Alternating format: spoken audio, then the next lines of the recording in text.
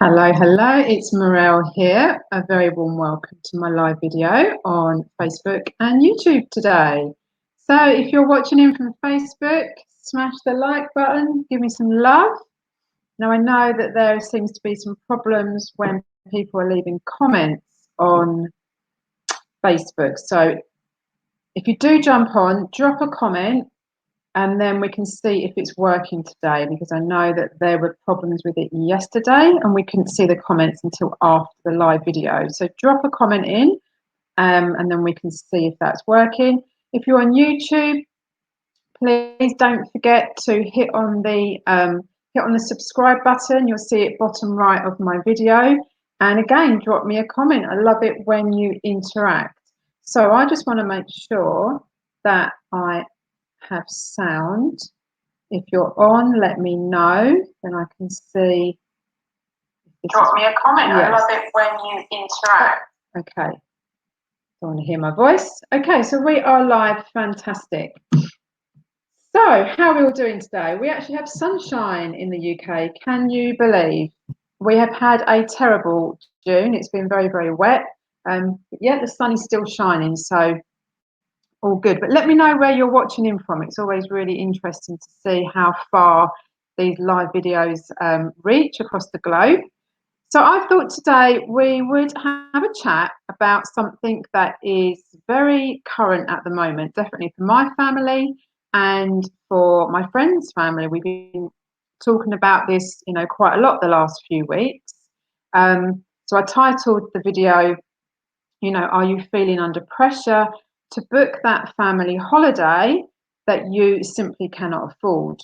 Now, this year, for example, we've got a lot of things that we need to buy. Quite expensive purchases need to be made this year.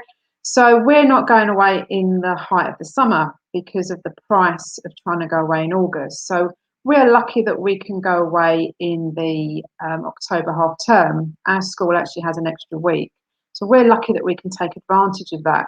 But a lot of families across the UK they're struggling. They're really struggling with their finance. I want to share something with you. Okay, this is something that I came across this morning when I was looking at some news articles. So I'm just going to bring up this website for you and just give it a moment. There we go. So this is on the Nottingham Post. As you can see, the headline there is Nottingham families feel the pressure as they struggle to afford holidays. Now, oh, my Facebook Live seems to have gone a bit strange. Oh, no, okay, I think we're back on track. I'm hoping that you can see this. Just bear with me. Okay, I'm just going to, just give me 2 seconds because something's not quite right. I'm just gonna get, it's looking a bit messy on the screen. It's not showing quite as it should be. Okay. So let's go back. Okay, so you should be able to see that, the Nottingham Post. So yeah, an article about families feeling the pressure. So why do we feel the pinch? Why are we struggling? Why are so many families, it's not just the UK, of course, it's Europe, it's across the globe. Why are we struggling so much? Well, quite simply, our money is losing, it loses its purchasing power. So what that means is, let's just say for argument's sake, your joint income is 40,000 a year. Yeah. So last year, the year before, let's say that £40,000 paid your bills and gave you some extra money so that you could have a holiday, maybe upgrade your car. What people are finding now is that £40,000 is not going as far. Okay, so it may have been okay last year, but now for the next 12 months, you need to find extra income if you want to have the same standard of living.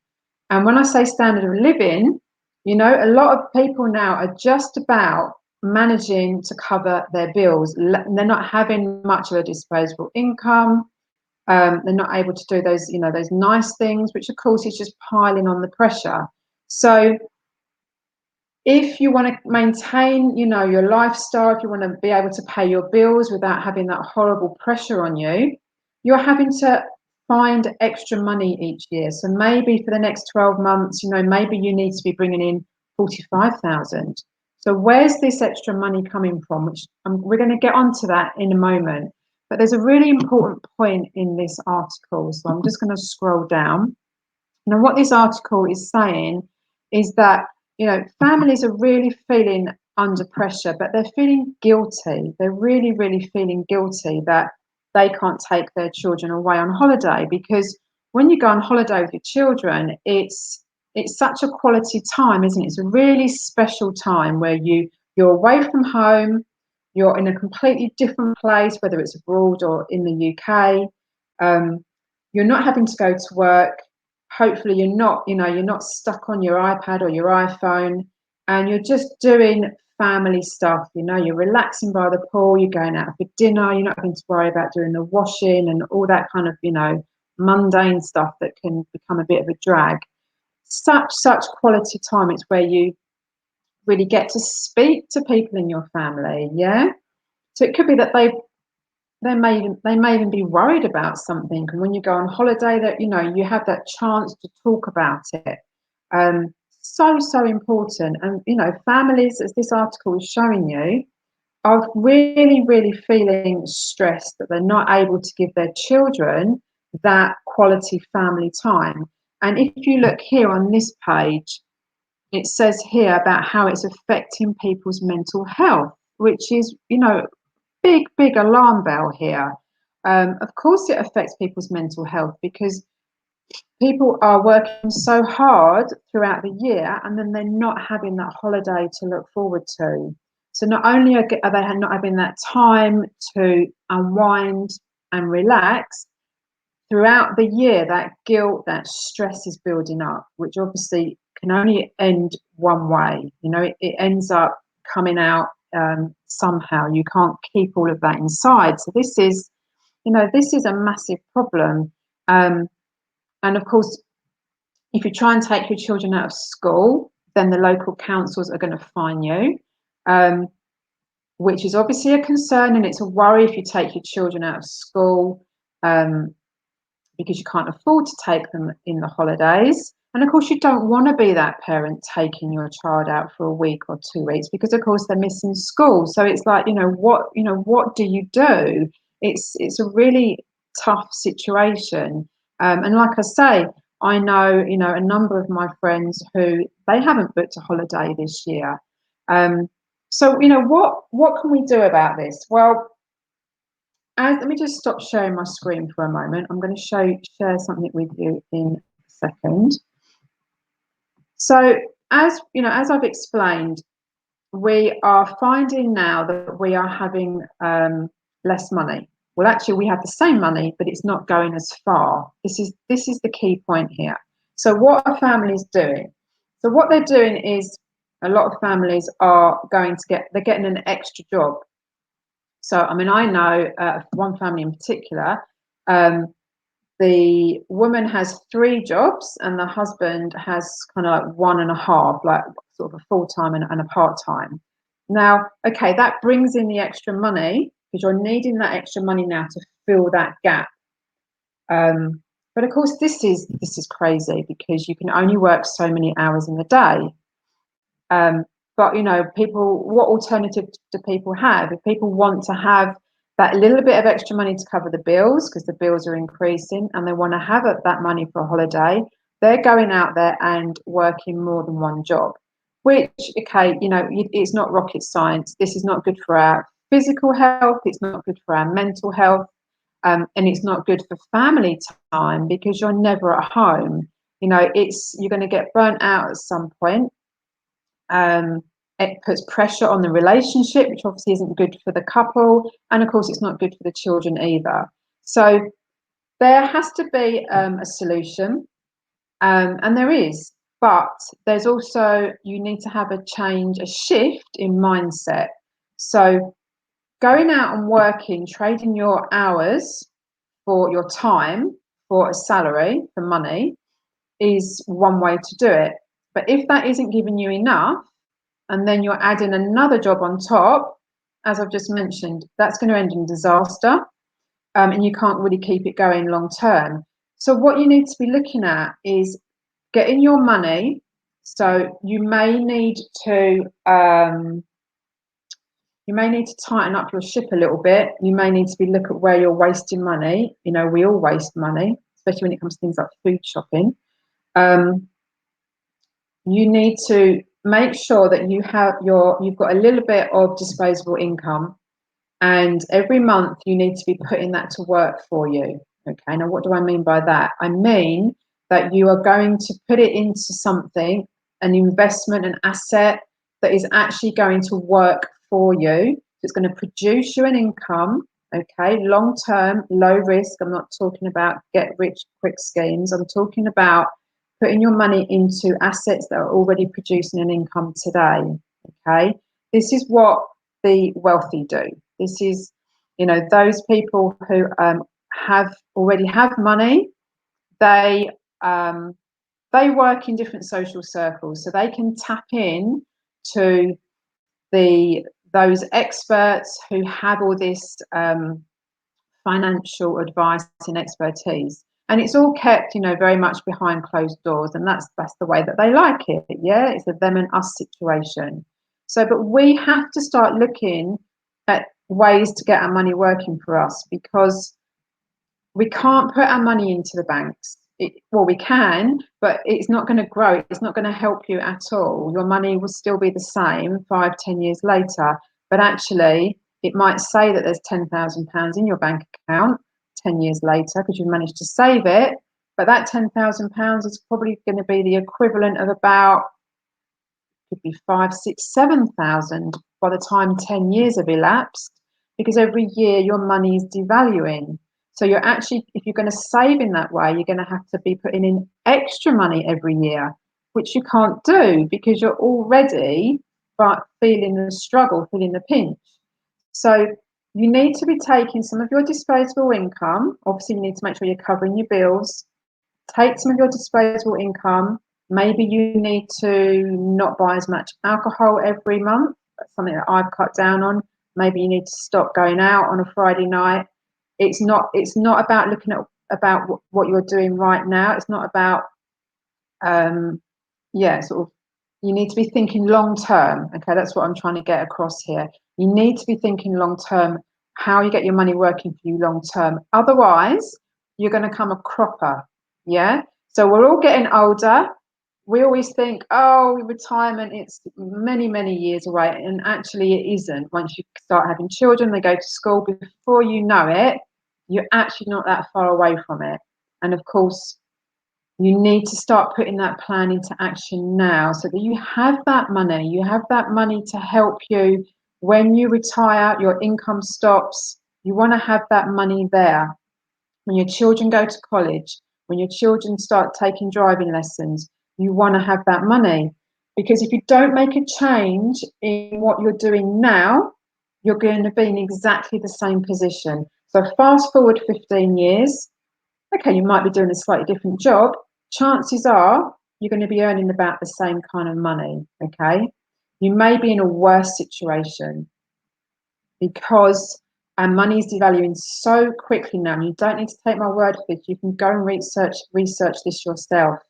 If you don't find another income stream, you are going to find yourself in a pretty difficult situation when it comes to retirement, when you want to start relaxing and enjoying life. So what we need to do is we need to be changing our mindset a little bit, okay? And this does take a little bit of time. You know, this is something that I learned about 2.5 years ago. So what we do, we put our money into assets that are producing an income. So let me share something with you. This will hopefully make you understand it a little bit more. So I'm just going to share my entire screen. Okay. And I'm going to bring up a picture of this asset. So you should be able to see there a photo on your screen. And this is an oil field in Texas in the US. And I know almost all of those people there. So this is an oil field that I am a shareholder in. Okay, so we all know that we use oil. Yeah, it's a lucrative business. Oil actually, surprisingly enough, is in a lot of things that we use. It's not just obviously fuel, it's in a lot of plastic. So it will be somewhere in my phone. It will be, if you wear glasses, you'll actually find it in the frame of your glasses. It's in lipstick, it's in certain fabrics. I mean, it's literally in most places, okay? So obviously, oil fields have been producing an income for many, many decades. This particular one, which we have now purchased, has been producing an income since the 1930s. Okay, so a very, very long time. And if you look at that photo on the right-hand side, so far right, second guy in is Ryan Messer. So he is the CEO of this asset fund. So he's been in the energy sector for, what is it now? I think it's 15 plus years. Okay. And he works with a group of industry led experts. Some of them have been doing this for 20, 25, 30 years. Between them, they have over 150 years of experience in the energy sector. Okay. So we have the right people behind us. So what Ryan and his team do is they go out there and they source the assets. So the oil field was an obvious one to start with because he has a lot of experience in this, and it produces an income today. So this is our third oil field. We've already got two smaller ones in Texas. They started producing an income. Let me think. When was that? Just literally 2 months ago. And this is our third one. Now, this one we're very excited about because this is a really, really large oil field. We own 12% of this. Ryan has been watching this for 7 years. He knew at some point that a section of this would become available for sale because the owners of this oil field are of a certain age where they're now starting to want to liquidate some of their profits. They're going into their retirement. So he's been watching this for 7 years. So we are in the right place at the right time. So this is an asset that produces, excuse me, this produces oil every single day. Okay. And as a shareholder, we receive quarterly payments from the income that this produces. Okay. Now it's really, really important when you are looking to put your money somewhere that you diversify. Okay. So it's not just oil fields. Let me just stop sharing my screen. Okay. So it's not just oil fields. We want to diversify into other areas as well. So the actual mission behind this company is to become involved in projects which are going to help the environment. Okay. We started with the oil fields because they produce an income already, and we need obviously to get that money coming in for the shareholders and to build the company and move it forward. Okay. So let me show you something else that I would like to talk to you about. This one. Come up in a moment. It's the National Geographic website. And if it plays ball, yeah, okay. So a whopping 91% of plastic isn't recycled. I mean, that is pretty shocking. You don't need me to tell you that. We all know now. It's been quite a lot in the news recently. It's all over social media. If you're in the UK and you watch the BBC are doing a programme at the moment on BBC One about plastics that are basically they're just littering our seas and our rivers. You'll have seen those shocking photos In fact, I have another photo that I'm going to show you because this really, will touch a nerve, I think. So a whopping 91% of plastic isn't recycled. Like, how completely mad is that? So when you put all that plastic out for the local council to come and recycle, only 9% of it is actually recyclable. Okay, so where is the rest going? You need to watch this program on the BBC because it is a real eye-opener. We're basically dumping our plastic, and the UK is guilty of this, dumping our plastic abroad. So it's going and it's being dumped in other countries, and it's just sitting there.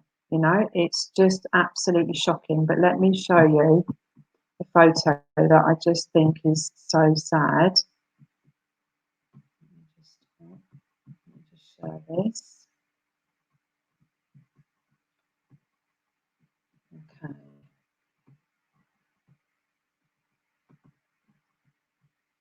Okay, so you should be able to see that now.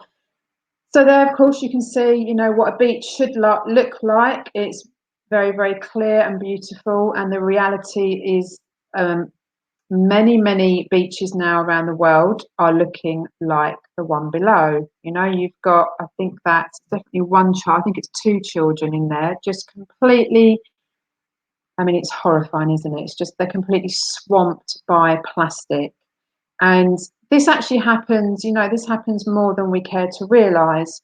I'm lucky I live in the UK, I can go to my local beach and I can take my children there and I can't really see any plastic. If I was to get up and go and probably walk along, there probably would be some, but generally speaking, I don't really see it, okay?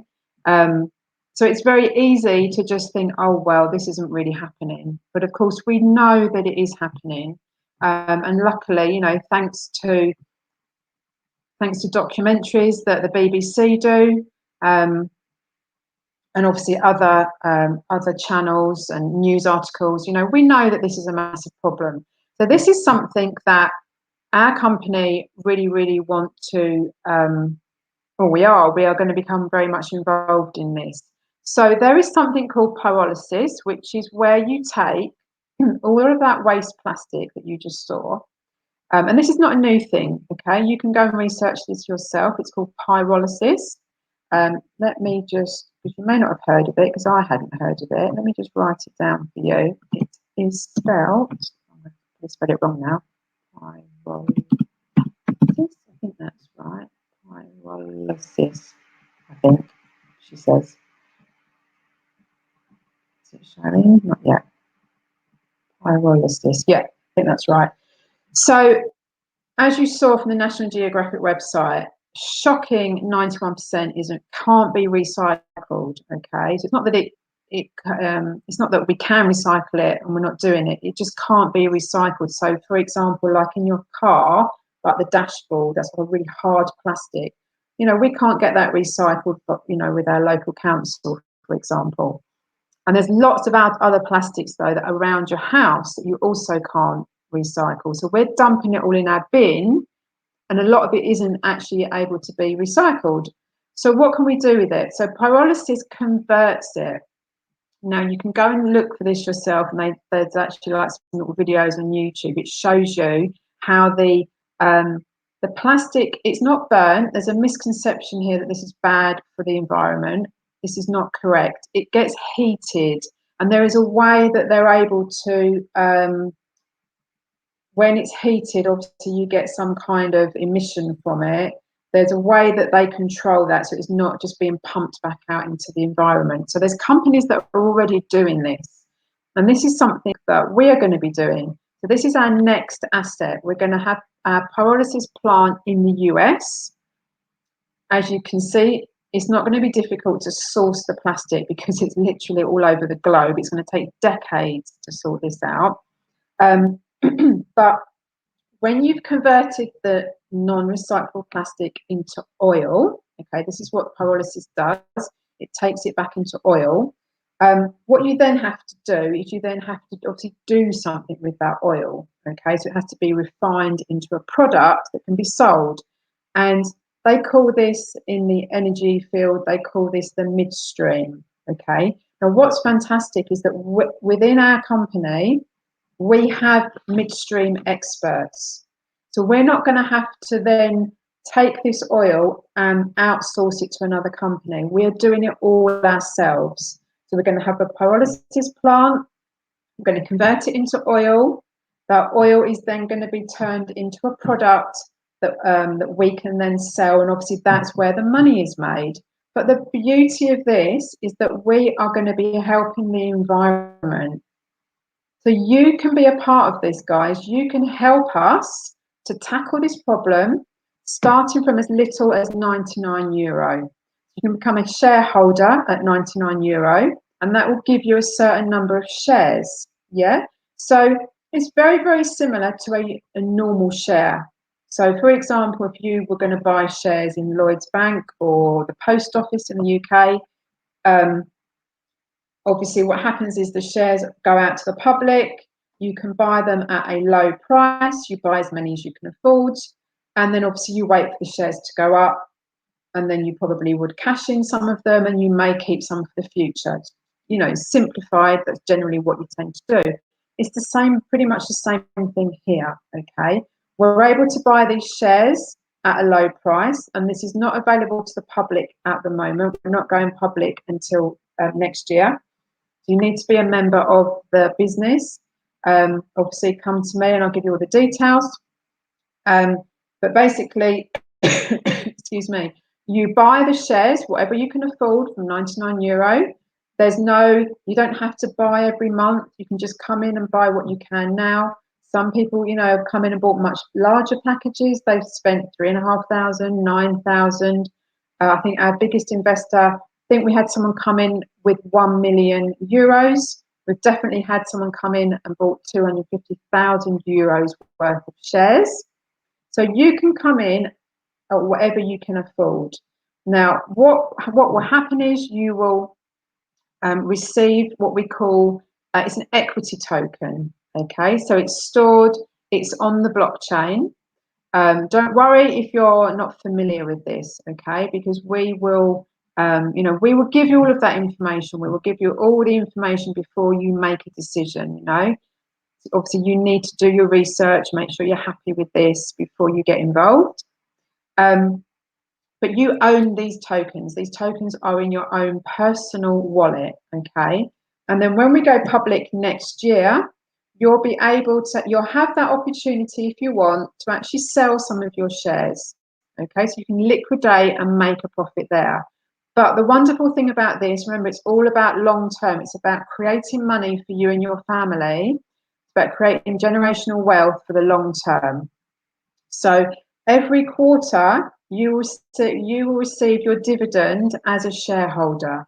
So obviously, if you've got 100 tokens, or if you've got 1,000 tokens, you're going to be paid your dividend, depending on obviously how many tokens you have, but you're going to be paid from the same asset. So whether you come in with €100 or you come in with €1 million, you are a shareholder in the same assets. So in the 3 oil fields, our next asset that we are raising the funds for is this pyrolysis plant in the US. Okay.